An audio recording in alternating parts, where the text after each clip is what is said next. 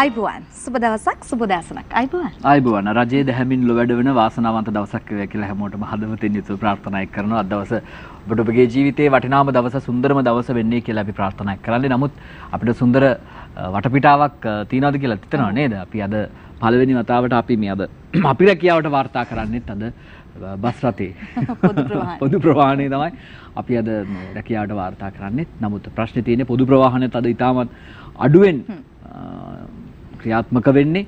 ඉතින් සෑහෙන වෙලාවක් අපිටත් බස් හෝල්ඩ් වල ඉන්න උනා. මොකද මාධ්‍යයත් අත්‍යවශ්‍ය සේවාවක් බවට පත් කරලා නැති හින්දා පෙට්‍රල් අපිටත් හොයාගන්න නැහැ. ඉතින් ඒක නිසා අපි බස් එකේ ඇවිල්ලා ඉන්නවා. ඒ ඇවිල්ලා ඉන්න වෙන කිසිම හේතුවක් නිසා නෙමෙයි. ඒ ඔබ වෙනුවෙන් අපිත් ඔබව අත්හැරියා නම් අපිත් ඔබව අත්හැර දැම්මා නම් මේ වෙලාවේ ඔබට කවුද අස්වැසිල්ලක් බවට පත් වෙන්නේ? මේ වෙලාවේ මා විශ්වාස කරනවා අපි ඔබට අස්වැසිල්ලක් වෙනවා ඇති කියලා. නිවැරදි තොරතුරු සෑම විටම ප්‍රථමයෙන් සහ වගකීමකින් යුතුව ඔබට අනාවරණය කරන මාධ්‍ය නාලිකාවක් බවට සියත ටීවී පත් වෙලා තිබෙනවා. පසුගිය කාල වකවානුව පුරාවටම සියත ටීවී එක ඔබට වඩා වැදගත් වන දේවල්, නිවැරදි තොරතුරු, සමාජ තොරතුරු, මේ රටේ තොරතුරු, රටේ ආර්ථිකය පිළිබඳ තොරතුරු හරියටම ලබා දුන්න නාලිකාවක් සියත ටීවී එක. ඉතින් අපි ඉදිරියටත් කොයිතරම් ප්‍රශ්න ගැටලු අපිට තිබුණත්, නිවේදකවරුන් විදිහට, කාර්ය මණ්ඩලයේ විදිහට අපිට ප්‍රශ්න ගැටලු තිබුණත්, යම් යම් ප්‍රමාද දෝෂ තිබුණද අපි ඔබ වෙනුවෙන් පෙනී සිටිනවයි කියන කාරණාව මේ වෙලාවේ මතක් කරන්න කැමැති. අපි ඔබට හරි තොරතුරු දුන්නේ නැත්නම් ඔබත් මේ වෙලාවේ කාගෙන් දේව දැනගන්න. ඒක නිසා අපි කොහෙන් හරි ඔබ වෙනුවෙන් පෙනී සිටිනවයි කියන කාරණාව මතක් කරන්න කැමැති. අද දවසේදීත් අපි ආර්ථිකය පිළිබඳ කතා බහ කරන්න සූදානම්. ඔව් හරියටම හරි. ඉතින් වෙනද වගේ මත දවසේදීත් අපේ මේ වගකීමක් විදිහට මිෂ්ඨ කරන්න සූදානම්. මේ අතරේදී රටේ වර්තමාන ආර්ථික තත්ත්වය පිළිබඳව කතා කර රටේ උද්දමනය කොහොමද වෙලා තියෙන්නේ, මේ දවස්වල වැඩි වෙලාද, ඉන්ධන ප්‍රශ්නේ කොහොමද निराකරණය වෙන්නේ, මෙන්න මේ වගේ ප්‍රශ්න ගැටලු ගොඩක් තියෙනවා. මේ ප්‍රශ්න වලට පිළිතුරු සපයන්නට අපිත් එක්ක අද දවසේදීත් බොහෝ දෙනෙක් දන්නේ කියන අපිත් එක්ක නිරන්තරයෙන්ම මේ සුන්දර ඉරිදාවත් එක්ක එකතු වෙලා රටේ වර්තමාන ආර්ථික තත්ත්වය පිළිබඳව පැහැදිලි කරන ජ්‍යෙෂ්ඨ මාධ්‍යවේදී ශාම්නුවන් ගණේවත මහත්මිය බොහොම ආදරෙන් ගෞරවයෙන් අදත් අපි වැඩසටහන පිළිගන්නවා. අයිබෝන්. අපිත් අද මේ කිව්වාගේ මේ පොදු ප්‍රවාහනය ආවේ. ශාම් මහත්තයත් පොදු ප්‍රවාහනය ආවේ. ඔබට ඒ කැපවීම කොයිතරම්ද කියනවනම් ඔහු එන්නේ මේ පයින්. බොරැල්ල ඉඳන් ශාම් මහත්තයා පයින් එන්නේ. ශාම් මහත්තයා තිබුණ ඇවිදින් ඉන්න. අවශ්‍ය නැහැ කියලා හිතලා වෙන වැඩසටහනක් කරගන්නේ කියලා ඔහුට පැත්තකට වෙලා ඉන්න තිබුණා. නමුත් එතුමත් අද මෙතනට ආවේ නැත්නම් ඔබට මේ රටේ ආර්ථිකය පිළිබඳව තොරතුරු හරියට ඔබට ප්‍රකාශ කරන්න කෙනෙක් නැති වෙන තියෙක නිසා ශාම් මහත්තයාට ගොඩාක් ස්තුතියි මේ අගය කරන ඔබතුමාගේ ඒ කැපවීම පිළිබඳව. හොඳයි මේ ශාමත දැන් IMF කණ්ඩායම් වල මේ කණ්ඩායමේ සාකච්ඡා අවසන් වුණා ජූනි මාසයේ 30 වෙනිදා. අය නිල ප්‍රකාශයක් ඒ පිළිබඳව නිකුත් කරලා තිබුණා. මේ සාකච්ඡාවේ තිබෙන ඒ ක්‍රම මොනවාද වෙලා තිබුණේ? සාකච්ඡාවේ තිබුණ අන්තර්ගත කරුණු මොනවාද? අවසන් නිල වාර්තාවේ මොනවාද තියෙන්නේ? අපි පොඩ්ඩක් එතනින් කතාව ආරම්භ කරමු. ඔව් බොහොම ස්තුතියි. රටේ තියෙන ප්‍රශ්න හින්දා අපිට පොදු ප්‍රවාහනය හරියට නැති නිසා මම හිතන්නේ මේ බස් රථ ප්‍රමාණවත් ලෙස ධාවනය නොවන නිසා අපිට බොහොම අමාරුවේ මාධ්‍යවේදීන්ට වගේම සියලු මහ ජනතාව දුක් විඳින අවස්ථාවක බොහොම අමාරුවෙන් තමයි මේ ආර්ථිකය ගැන කතා කරන්න වෙලා තියෙන්නේ. ඒතර ජාත්‍යන්තර මූල්‍ය අරමුදල සමග සාකච්ඡා පැවැත්වුවා අප්‍රේල් මාසයේ අපිට මතකයි වොෂින්ටන් නුවරදී සාකච්ඡා මාලාවක් පැවැත්වුවා. ඒ වගේම තාක්ෂණික සාකච්ඡා ඔන්ලයින් ආකාරයටත් පැවැත්වුවා. ඒතර අපි අපේ විදේශ විනිමය අර්බුදය විසඳා ගැනීම සඳහා අපි උදව් ඉල්ලලා තියෙනවා ජාත්‍යන්තර මූල්‍ය අරමුදලින්. එතකොට ඒ සාකච්ඡා වලින් පස්සේ ජාත්‍යන්තර මූල්‍ය අරමුදලේ මිෂන් එකක් ශ්‍රී ලංකාවට ආවා. ඒ කියන්නේ දූත මණ්ඩලයක් ආවා. යම්කිසි සමාජික රාජ්‍යයක් ජාත්‍යන්තර මූල්‍ය අරමුදලෙන් සහාය ඉල්ලුවාම ඒ IMF එක විසින් ඒ රටට පත් කරන යම්කිසි නිලධාරීන් කණ්ඩායමක් පත් කරනවා. ඒතකොට ඒ නිලධාරීන් කණ්ඩායම අපේ රටටම ඇවිල්ලා සාකච්ඡා සිදු කරා. එතකොට වුන් සාකච්ඡා ආරම්භ කළා ජූනි 20 වෙනිදා අග්‍රාමාත්‍ය සහ මුදල් ඇමති රනිල් වික්‍රමසිංහ මහතාගේ සහභාගීත්වයෙන් මේ සාකච්ඡා ආරම්භ වුණා. ආරම්භ වෙලා මේ සාකච්ඡා 30 වෙනිදා වෙනකන් ගියා. ඒතර සාමාන්‍යයෙන් එහෙම මේ රටකට ඇවිල්ලා සාකච්ඡා අවසන් කරගෙන පස්සේ ඒගොල්ලෝ නිල ප්‍රකාශයක් නිකුත් කරනවා. එතකොට මේ සාකච්ඡා වලින් තාක්ෂණික වගේම ප්‍රතිපත්තිමය කරුණු කාරණා පිළිබඳව සාකච්ඡා කරනවා. එතකොට යම්කිසි අර මූල්‍ය පහසුකමක් ලබා ගැනීම සඳහා තමයි අපි මේ සාකච්ඡා පවත්වන්නේ. එතකොට මේ සාකච්ඡා වලින් පස්සේ ඒගොල්ලෝ මූලික නිරීක්ෂණ ඇතුළත් කළා තමයි මේ වාර්තාව නිකුත් කරන්නේ. ඒතර ඒ වාර්තාව නිකුත් කරා. එතකොට මේ මම ඒකේ මූලික කරුණු කීපයක් කියන්න කැමතියි. විශේෂයෙන් අපිට ජාත්‍යන්තර මූල්‍ය අරමුදලේ සහාය ලබා දීමට අදාළව සහ අපේ අර වැඩසටහනක් මූල්‍ය පහසුකම් ලබා ගැනීම සඳහා ආර්ථික ප්‍රතිසංස්කරණ මාලාවක් ක්‍රියාත්මක කරන්න වෙනවා මේ ජාත්‍යන්තර මූල්‍ය අරමුදලත් සමග එකඟ වෙලා. ඒතර ශ්‍රී ලංකා දැන් යන විදියට ප්‍රතිසංස්කරණ කියන්නේ වෙනස් කරන්නේ ආර්ථිකය වෙනස්කම් කරගන්න ඕන. ඒතර අපිට යන විදියටම ගියොත් එහෙම අපිට මේ විදියටම දුක් විඳගෙන එහෙම යන්න වෙනවා. ඉතින් මේ ප්‍රතිසංස්කරණ මොනවද කියන එක පිළිබඳවත් සාකච්ඡා කරලා සැලකිය යුතු සාකච්ඡාවල ප්‍රගතියක් ඇති වුණා කියලා ජාත්‍යන්තර මූල්‍ය අරමුදල ප්‍රකාශ කරනවා. එහෙම කිව්වට ඒ තරම් ලේසියෙන් ජාත්‍යන්තර මූල්‍ය අරමුදල සල්ලි ගන්නත් බෑ. එතකොට අර අපි ප්‍රකාශ කරානේ අර කාර්ය මණ්ඩල මට්ටමේ එකඟතාවක්. ඒ කියන්නේ ස්ටාෆ් ලෙවල් එග්‍රීමන්ට් එකක් ඇති කරගන්න ඕන මූලික වශයෙන් අපේ අර මූල්‍ය පහසුකම් අපිට ලබා ගන්න. හැබැයි දැන් මේ සාකච්ඡා වලින් තාම අපිට හැකි වෙලා නැහැ මේ කාර්ය මණ්ඩල මට්ටමේ එකඟතාවය ඇති කරගන්න. ඒතර ජාත්‍යන්තර මූල්‍ය අරමුදල ප්‍රකාශ කරනවා ඉදිරියේදී තවදුරටත් මාර්ගගත ආකාරයෙන් සාකච්ඡා පැවැත්වීමට නියමිතයි අඛණ්ඩව. ඒතර තවදුරටත් යම්කිසි කාලයක් අපිට යන්න වෙනවා සාකච්ඡා කරමින් ඒ ඔවුන්ගේ මේ කාර්ය මණ්ඩල මට්ටමේ එකඟතාවය ඇති කරගන්න. එහෙම එකඟතාවක් ඇති කරගත්තෙන් පස්සේ තමයි ජාත්‍යන්තර මූල්‍ය අරමුදලේ විධායක මණ්ඩලයට අපේ යෝජනාව ඉදිරිපත් කළා. ඒ විධායක මණ්ඩලයේ අනුමැතිය ලැබුණාම තමයි අපිට අර මූල්‍ය පහසුකමක් ලබා ගන්න වෙන්නේ. ඉතින් දැන් හැමෝම අහනවානේ ජාත්‍යන්තර මූල්‍ය අරමුදලට ගිහිල්ලා අපිට කවද වෙනකොට මේ සල්ලි ප්‍රමාණය ලබා ගන්න පුළුවන්. ඒක වාරික වශයෙන් ලැබෙන්නේ. එතකොට ඒකෙදි කියන්න තියෙන්නේ අපි ආර්ථික ප්‍රතිසංස්කරණ වැඩපිළිවෙල ක්‍රියාත්මක කිරීමේ ප්‍රගතිය සහ ඒ ප්‍රගතිය පිළිබඳව ජාත්‍යන්තර මූල්‍ය අරමුදල සෑහීමටපත් වෙනවද? ඒ වගේම අනිත් පැත්තෙන් යනවා අර ණය ප්‍රතිව්‍යුහගතකරණය. ඒතර අපේ විදේශ ණය ප්‍රතිව්‍යුහගත කරන්න ඕන අපේ විදේශ ණය ගෙවා ගන්න බැරි වුණු තත්ත්වයක් ඇති වුණු නිසා අපිට කිසිදු මූල්‍ය පහසුකමක් ජාත්‍යන්තර මූල්‍ය අරමුදලෙන් ගන්න බෑ. ඒ නිසා අපි මූලික වශයෙන් කරන්න ඕන අපේ ණය ප්‍රතිව්‍යුහගත කරගෙන ඒ සඳහා ජාත්‍යන්තර මූල්‍ය අරමුදලට සහතික වෙන්න අවශ්‍යයි. අපි අපේ ණය විදේශ ණය තිරසාරත්වය ඇති කර ගැනීමේ ප්‍රමාණවත් ප්‍රගතියක් ඇති කරගන්නවා. ඒ සඳහා අපිට මතකයි ලසාට් සහ මූල්‍ය සහ නීති උපදේශකවරු පත් කරා ලසාට් සහ ක්ලිෆර්ඩ් චාන්ස් කියන සමාගම් පත් කරා මූල්‍ය සහ නීති උපදේශකයන් වශයෙන්. ඒතකොට ඒගොල්ලෝ ඒ කාර්ය ක්‍රියාත්මක කරගෙන යනවා. ඒතකොට ඒකේ ප්‍රගතිය ජාත්‍යන්තර මූල්‍ය අරමුදල බලනවා. එතකොට අපිට කොච්චර ඉක්මනින් මේ මුදල් යම්කිසි මුදල් ප්‍රමාණයක් ගන්න පුළුවන්ද කියන එක තීරණය වෙනවා. අර මේ ණය ප්‍රතිව්‍යුහගත කිරීමේ ප්‍රගතිය සහ අපේ ආර්ථික ප්‍රතිසංස්කරණ වැඩපිළිවෙල කොච්චර දුරට සාර්ථක ප්‍රගතියක් අත්කරගෙන තියෙනවාද කියන එක මත. එතකොට මම කියන්න කැමති මේ අර අපේ ඒ පුළුල් ආර්ථික ප්‍රතිසංස්කරණ වැඩපිළිවෙල මොනවද බදු වැඩි කරනවද උද්දමනය පාලනය කරගන්න මොනවද කරන්න ඕන ආදී වශයෙන් අපේ ආර්ථිකය ඊටාම දරුණු අර්බුදයක තියෙනවා කියලා නිල වාර්තාවෙන් ප්‍රකාශ කරන ජාත්‍යන්තර මූල්‍ය අරමුදල. ඒතර උද්දමනයේ වැඩි වගේම උද්දමනයේ තවදුරටත් වැඩි වෙමින් තියෙනවා. එතකොට මේ තත්ත්වය අපි කොහොමද පාලනය කරන්නේ? එතකොට අපිට මතකයි මේ ළඟදී මුදල් ඇමතිතුමා සැලකිය යුතු බදු ප්‍රතිසංස්කරණයක් සිද්ධ කළා. හැබැයි මේකෙත් ඒ වාර්තාවෙනුත් කියනවා මේ අපි ආර්ථික ප්‍රතිසංස්කරණ කරන්න අපේ රාජ්‍ය ආදායම අඩුයි අයවැය හිඟේ වැඩි. ඒ නිසා අපි පුළුල් ප්‍රතිඵල ඇතිවන බදු ප්‍රතිසංස්කරණ කඩිනමින් අවශ්‍ය වෙනවා කියලා එනේ වාර්තාවෙන් ජාත්‍යන්තර මූල්‍ය අරමුදල ශ්‍රී ලංකාවට නිර්දේශ කළා තියෙනවා. ඉතින් ඒ නිසා අපිට සමහර ඉදිරියේදී තව බදු පැනවෙන්න පුළුවන් භාණ්ඩ වලට වැඩි කරන්න පුළුවන්. ඔව්. හැබැයි ඉතින් මම නම් හිතන්නේ දැන් මේ තියෙන උද්දමනයේ 300කින් විතර බඩු මිල වැඩි වෙලා ජනතාවට දරා ගන්න බැරි නිසා වක්‍ර බදු වැඩි කරනවට වැඩිය ඍජු ඒ කියන්නේ බදු ගෙවීමට හැකියාව තියෙන ශක්තිය තියෙන ආයතන සහ පුද්ගලයන්ගෙන් යම්කිසි බදු ආදායමක් උපය ගන්න කටයුතු කරනවා නම් ඒක ජනතාව සමස්ත මහ ජනතාවට සහනයක් වෙන්න පුළුවන්. එතකොට දිලිඳු සහ අවදානමට ලක්විය හැකි ජනතාව සඳහා ප්‍රමාණවත් ආරක්ෂාවක් සලසන්න ඕන. මොකද මේවා ක්‍රියාත්මක කරනකොට මේ දුප්පත් මිනිස්සු මේ අඩු ආදායම් ලබන අය විශාල වශයෙන් පීඩාවටපත් වෙනවා. ඒ නිසා ඒ අයට ආරක්ෂාවක් සලසමින් තමයි මේවා කරන්න ඕන කියලා ජාත්‍යන්තර මූල්‍ය අරමුදල ප්‍රකාශ කරනවා. ඒතර උද්දමනයේ ඉහළ යාම අපේ අභියෝග කීපයක් ඒ වාර්තාවෙන් ජාත්‍යන්තර මූල්‍ය අරමුදල නිල වශයෙන් ප්‍රකාශ කළ දින ශ්‍රී ලංකාව සම්බන්ධයෙන්. ඒතර උද්දමනයේ ඉහළ යාම දැඩි ගෙවුම් තුනන පීඩනය අවම කර ගැනීම, දූෂණ අවදානම් අවම කර ගැනීම, වංචා දූෂණ ඒවා අවම කර ගන්න ඕන. ඒ වගේම ආර්ථිකයේ වැඩි දියුණු කිරීම කියන කරුණුකාරණා සම්බන්ධයෙන් ප්‍රමාණවත් ප්‍රතිසංස්කරණ ජාත්‍යන්තර මූල්‍ය අරමුදල සෑහීමටපත් වෙන ආකාරයේ ප්‍රතිසංස්කරණ අවශ්‍යයි. ඒ වගේම අපිට කිසියම් අභියෝගයක් එල්ල වෙලා තියෙනවා මේ ඇමරිකන් සෙනට් මන්ත්‍රී මණ්ඩලයේ විදේශ සම්බන්ධතා කමිටුව ප්‍රකාශයක් නිකුත් කරලා තියෙනවා. ඒක මාධ්‍යත් වාර්තා කරලා තිබ්බා. ඒගොල්ලෝ ප්‍රකාශ කරලා තිබ්බා අපි ප්‍රධාන වශයෙන් අපිට මේ මූල්‍ය පහසුකමක් ලබා ගන්න නම් ජාත්‍යන්තර මූල්‍ය අරමුදල සමග තියෙන ගිවිසුම තහවුරු වෙන්න නම් අපි ප්‍රධාන ප්‍රතිසංස්කරණ තුනක් කරන්න ඕනේ කියලා. එකක් තමයි මහ බැංකුවේ ස්වාධීනත්වය. ඊළඟට ශක්තිමත් දූෂණ විරෝධී ක්‍රියාමාර්ග අනුගමනය කරන්න ඕන. දූෂණය, වංචාව, දූෂණය අවම කරන්න. ඒ වගේම නීතියේ ආධිපත්‍ය සහතික කරන්න ඕන.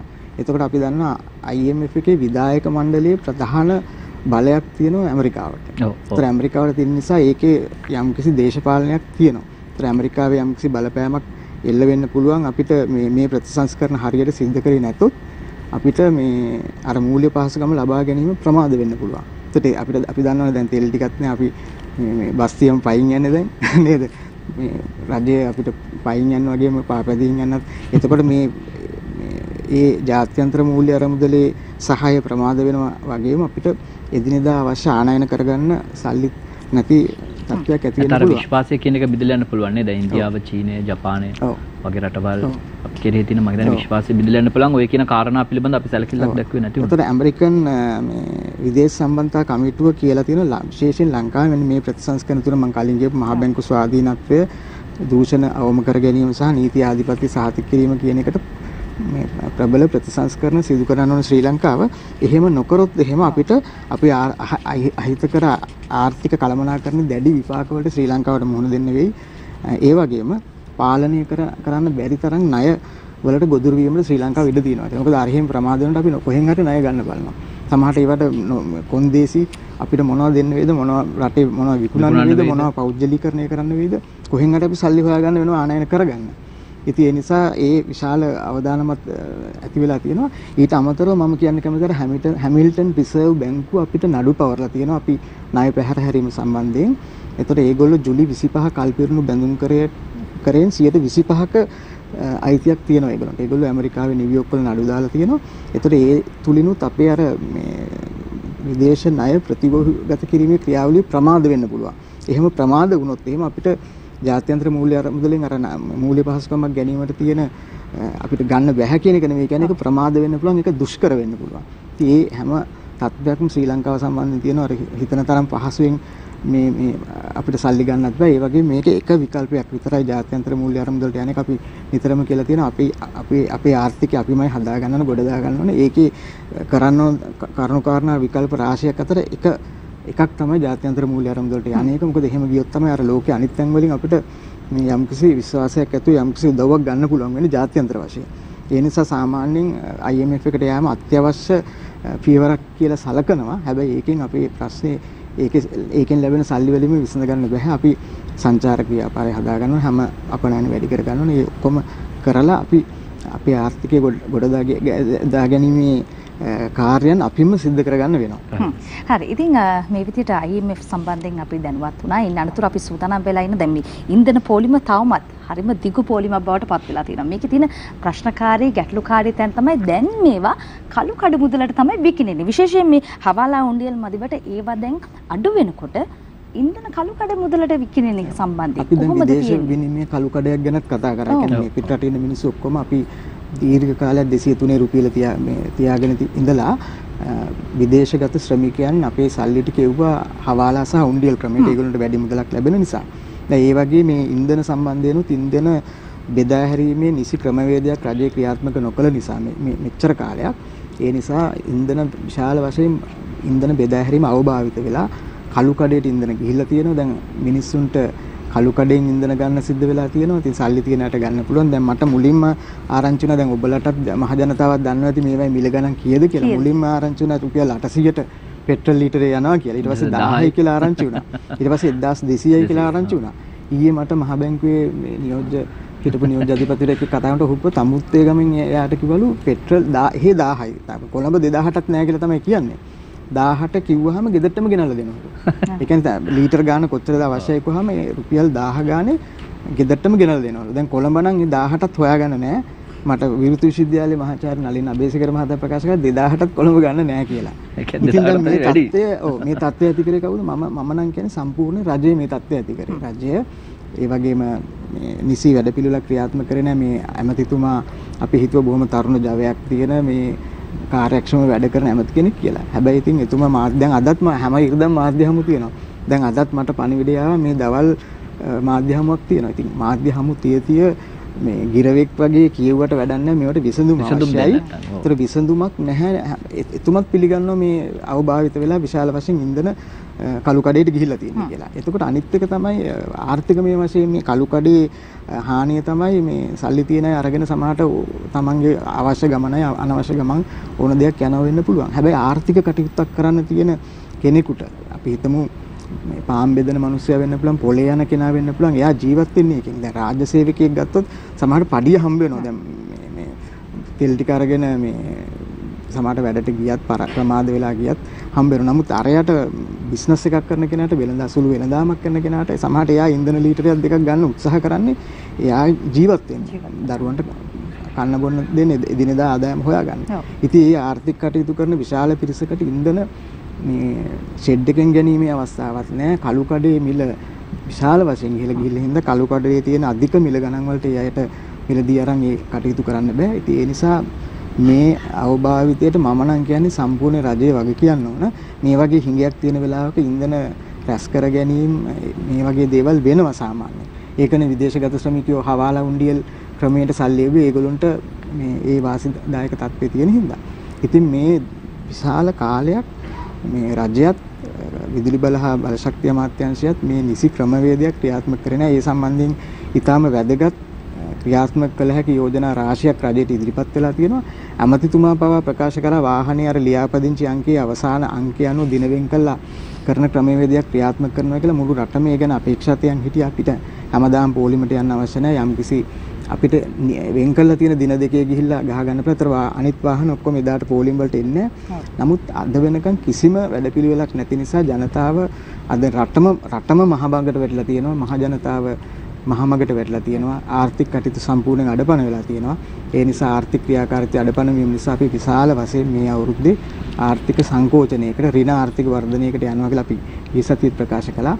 ඉතින් ඒ தત્ත්වයේ මත අපි මහ ජනතාවට විශාල දුකක් විඳින්න වෙයි. මිනිස්සු බස් එකේ ගියාම අපිට ඇහෙනවා මිනිස්සු ඉන්නේ සරලවම කියනවා ඔවුන්ගේ භාෂාවෙන් මිනිස්සු ඉන්නේ ආණ්ඩුව මරන් කන්න තරම් කේන්තියකින් වෛරයකින් මහ ජනතාව ඉන්නේ. මම දන්නේ නැහැ ආණ්ඩුව මේක පාඩමක් ඉගෙන ගන්න නැහැ. දැන් මැයි 9 මිරිහාන ප්‍රහාරය එල්ල වුණානේ. ඉතින් මේ මහ ජනතාවගේ පීඩනය කොහෙන් කොයි ආකාරයෙන් එළියට ඇවිල්ලා මොන ප්‍රචණ්ඩත්වයකට යයිද කියලා හිතන්න බෑ. මොකද පහසුවෙන් කරන්න පුළුවන් ප්‍රතිසංස්කරණ මේ පොඩි වැඩක් ඉන්ධන ටික බෙදා හරින ක්‍රමවේදයක් තිබුණා නම් ඔය විශාල වශයෙන් අවභාවිත වෙන එක සෑහෙන දුරකට අවම කරගන්න තිබුණා. එහෙම වුණා නම් මිනිස්සු ඉන්ධන ලීටරයක් දෙයක් අරගෙන දැන් මේ වෙලාවේ මිනිස්සු අර විනෝද ගමන් යන්නේ නැහැනේ. සාමාන්‍ය මිනිස්සු සල්ලි තියන අය යනවා ඇති. ඉතින් ඒගොල්ලෝ ආර්ථික දැන් කරන වෑමියක් ගත්තොත් කොණ්ඩේ කපන මිනිස්සුන්ට සමහරට බාබර සාප්පුව ටිකක් දුර නම් තියෙන්නේ මේ ටිකක් ඉන්ධන ලීටරයක් නැතුව ඒක කරගන්න වෙන්නේ නැහැ. මොකද දැන් මුදලින් හොමාරු වෙන හැම දෙයක්ම රටේ දළදේශීය නිෂ්පාදනයට එකතු වෙනවා. දැන් අම්මලා ගෙදර උයනෝ පිහිනෝ ඒවා එකතු වෙන්නේ නැහැ. මොකද මුදලට හොමාරු වෙන නොවන නිසා. ඉතින් අපි කොහොමවත් රජයට ස්තුතිවන්ත වෙනවා පාපැදියෙන් යන්න මේ වගේ තත්ත්වයකට උදාගන්න අපේ සෞඛ්‍ය තත්ත්වය යහපත් කරන්න ආණ්ඩුව කල්පනා කිරීම සම්බන්ධයෙන් ස්තුතිවන්ත වෙනවා. ඒක කොහොමවත් කමන ඉන්ධන බෙදා හැරීමේ ක්‍රමයක් ඇති නොකරොත් මේ විශාල ප්‍රශ්නයකට හෙට අනිද්දා මුහුණ දෙනවා. දැනටත් ජනතාව ඉන්නේ පුදුම වෛරයකින් කේන්තියකින් අසහනයකින් ඉන්නේ. ඔව් ඇත්තටම අර ශාමාත්‍ය කිව්වා වගේ මේ මාධ්‍ය සාකච්ඡා පවත්වන්න නෙමෙයි ඇමතිවරයෙක්පත් කරලා ඉන්නේ. ඉතින් මාධ්‍ය සාකච්ඡා පවත්වන්න ඇමතිවරුපත් කරන්න කාටවත් අවශ්‍යතාවයක් නැහැ. නමුත් කරන දේ හරියට කරනවා නම් මම හිතන්නේ මේ වෙලාව වැදගත් වෙනවා. සිහිබුද්ධුවෙන් සහ නුවණින් යුතුව කල්පනා කරලා බලලා හරි ක්‍රියාමාර්ග හරි පියවරවල් ඔහු විසින් දියත් කරා නම් සමහරට මේ ප්‍රශ්නයන් මේ වගේ ගැටලු ඇති නොවන්නට තිබුණා. ඉතින් ඒකට වග කිය යුතු බහුතර පිරිසක් ඉන්නවා. නමුත් අර කිව්වා වගේ දුක් විඳින වෙලා තියෙන සාමාන්‍ය ජනතාව විදියට අපිට හොඳයි. ගොඩක් ස්තුතියි ශාමාත්‍ය. අපි ලබන සතියේ එනවද මොකද්ද? ලබන සතියේත් බලමු මේ බස් මේ තත්ත්වය මම හිතන්නේ සති දෙකක් යනකම් නිවැරදි සති දෙකෙන් පස්සේ කියන්නේ අපි ලබන සතියේත් පයින් එමුද? එහෙමද? බලන්න වෙනවා. මම නම් ලබන සතිය අපි ඉඳලා මේ තත්ත්වය හරියන කොට පොඩ්ඩක් එමු කියලා. නෑ බස් තියෙනවා නම් එන්න පුළුවන්. රටේ පොදු ප්‍රවාහනයත් අඩාල වෙලා තින්නේ. ඔව්. ඉතින් මේ ඕන වාහන තියෙන අය ඕන කෙනෙක් දැන් මේ තත්ත්වය හැම බස් එකේ හරි යන්න ලෑස්ති. බස් එකෙත් යන්න බෑ. ඔව් හරි. ඉතින් එහෙනම් ඉතින් අපි සමු දෙනවා ශ්‍රේෂ්ඨ මාධ්‍යදී ශාම්නුවන් ගණේවත මහත්තයාට බොහොම ස්තුතියි අපිත් එක්ක එකතු වුණාට. අපි තවත් දවසක් වෙලා කතා බහ කරමු. බොහොම ස්තුතියි. ඉතින් තවත් බොහෝ දේවල් අතරවාරේදී මේ සුන්දර ඉරිදාව තුළ තවත් විශේෂාංග රාශියක් තියෙන ඔබට දැනුම එකතු කරගන්න, අර්ථවත් දේවල් එකතු කරගන්න මේ හැම දෙයක්ත් එක්ක එකතු වෙලා ඉන්න අපි සූදානම් ඊට කලින් කෙටි විරාමයක් ඔබට ලබා දෙන්නට.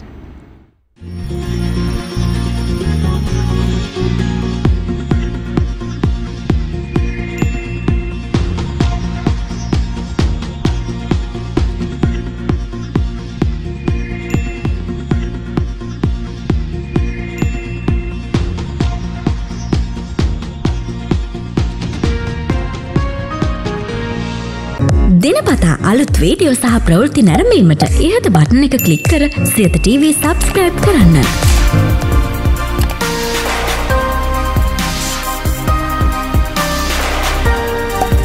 අලුත් වීඩියෝ ගැන මුලින්ම දැනගන්න මෙම සීනුව ක්ලික් කරන්න.